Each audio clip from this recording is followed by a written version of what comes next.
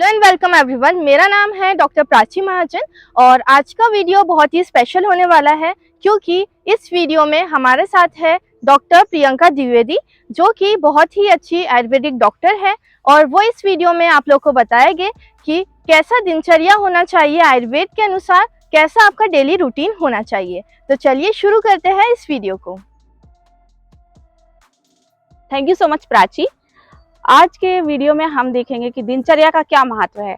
जैसे कि आयुर्वेद में बोला गया है कि ब्रह्म मुहूर्त में जागरण करना चाहिए। ब्रह्म मतलब क्या होता है कि ज्ञान, ब्रह्म मतलब ज्ञान और मुहूर्त मतलब होता है 48 मिनट पहले। 48 मिनट पहले मतलब सूर्योदय के 48 मिनट पहले का समय रहता है, उसको बोलते हैं हम ब्रह्म मुहूर्त। ब्रह्म मुहूर्त में जागरण करने के बहुत ज्यादा फायदे होते हैं, जिससे कि हमारी इफिशियंसी बढ़ जाती है। जैसे कि आयुर्वेद में बोला गया है कि शरीर और मन यदि दोनों सम्यक रूप से अच्छे से वर्क करें तो हमारी कार्य करने की इफिशियंसी बढ़ जाती है और इसी इफिशियंसी को बढ़ाने के लिए हमें ब्रह्म मुहूर्त का बहुत ज्यादा महत्व है। यदि सूर्योदय 6 बजे हो रहा है तो ब्रह्म मुहूर्त मतलब 5:12 पे आपको बिस्तर त्याग कर देना चाहिए। उसके बाद आता है उषापान। उषापान मतलब होता है कि सुबह ब्रह्म मुहूर्त में हमें पानी पीना है। पानी कितना होना चाहिए और उसकी मात्रा कितनी होनी चाहिए और उसके क्या गुण होने चाहिए, इसमें हम देखेंगे कि पानी 640 ml वाटर हमें पीना है, लेकिन वो पानी बासी होना चाहिए। बासी मतलब होता है कि रात का भरा हुआ पानी, कल रात का भरा हुआ पानी हमें सुबह पीना है। और फिर इसके पश्चात हम जाएंगे मल त्याग करने के लिए। मल त्याग करने के लिए जाएंगे तो मल त्याग कैसे करना चाहिए कि हम आजकल देखते हैं कि मल त्याग करते वक्त हम अक्सर फोन चलाते हैं, कहीं हम गुनगुनाते हैं, गाने गुनगुनाते हैं। तो आयुर्वेद बोलता है कि हमें ऐसे नहीं करना है, हमें मौन रह के मल त्याग करना है और मोशन करते वक्त बॉडी को रिलैक्स रखना है। कोई स्ट्रेस नहीं होना चाहिए, कोई तनाव नहीं होना चाहिए। मल त्याग करने के पश्चात हम देखेंगे अब दंत धावन आता है। दंत धावन मतलब ब्रश करना।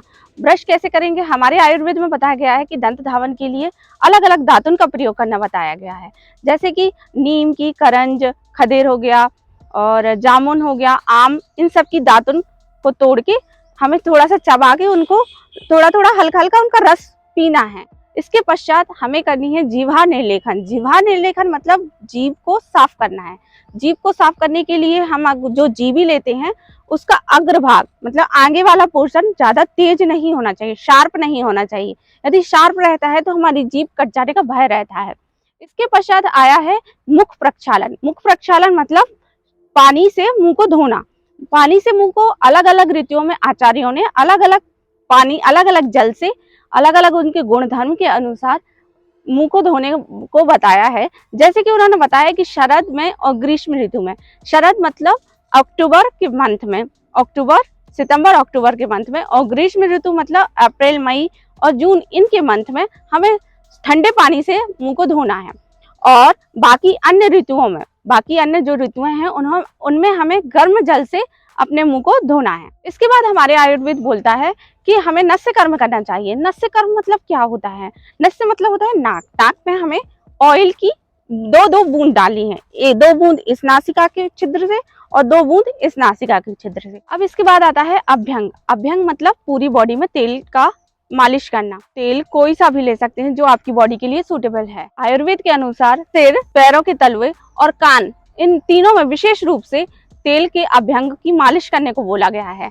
सिर पर मालिश करने से हमारे जो बाल हैं वो लंबे, उनकी लंबाई बढ़ती है। पैरों के तलुओं में करने से, पैरों के तलुओं में मालिश करने से आईसाइट तेज होती है और कानों में तेल डालने से सिर के जितने भी रोग होते हैं वो सब दूर होते। अभ्यंग के पश्चात हम आते हैं व्यायाम पे। व्यायाम में आयुर्वेद बोलता है कि हमें अर्धशक्ति व्यायाम करना है। अर्धशक्ति मतलब अपना पूरा बल लगा के हमें व्यायाम नहीं करना है। जैसे कि जिम में आजकल लोग जाते हैं, युवा जाते हैं और वो ज्यादा एक्स्ट्रा एफर्ट लगा के व्यायाम करते हैं। हार्ट अटैक, हार्ट की बीमारी, इनकी संभावना ज्यादा बढ़ जाती है। इसके बाद हमारा आयुर्वेद बोलता है कि हमें स्नान करने जाना चाहिए।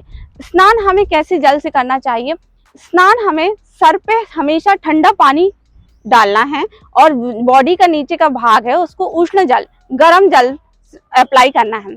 सर पे अगर यदि हम गर्म जल यूज करते हैं, यदि हम गर्म पानी से नहाते हैं तो हमारे जो बाल रहते हैं और आई साइट रहती है वो वीक हो जाती है। और यदि हम बॉडी के नीचे यदि हम गर्म जल से नहाते हैं तो उससे हमारा स्टेमिना बढ़ता है। इसके पश्चात हम देखते हैं कि आयुर्वेद बोलता है कि इसमें भोजन का वर्णन आया है कि हमें क्या खाना है क्या नहीं खाना है। तो यदि आप स्टूडेंट हैं तो आपको लघु आहार लेना है। लघु मतलब हल्का आहार लेना है।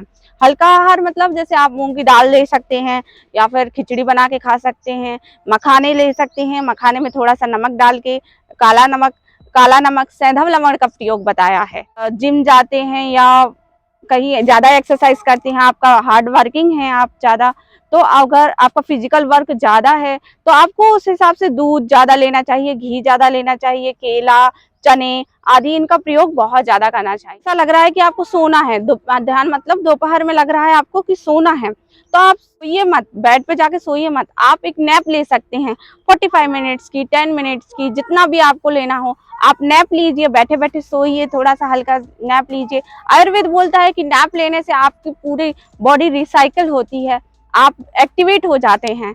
और नैप लीजिए, फिर उसके बाद आप अध्ययन कीजिएगा।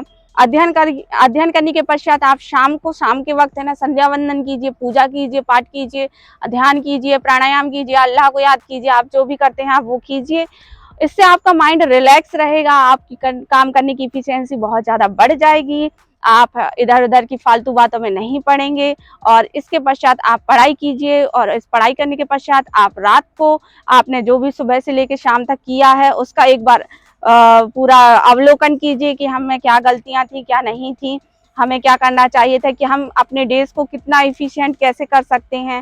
फिर उसके बाद आप नेक्स्ट डे की प्लानिंग करते हुए एक डायरी में नोट कीजिएगा कि हमें नेक्स्ट डे क्या करना है। और उसके बाद ईश्वर को याद करते करते, और आप अपने अध्ययन संबंधी, यदि आप स्टूडेंट हैं, आप पढ़ाई कर रहे हैं, तो आप अपने टॉपिक को याद करते करते सो जाइए। आशा करती हूँ मैं कि आपको ये सभी चीज़ें समझ में आई होंगी और आप इसको अपनी लाइफ में, डे टू डे लाइफ में इंट्रोड्यूस करिए, देखिए इससे बेनिफिट जरूर होगा। Thank you so much.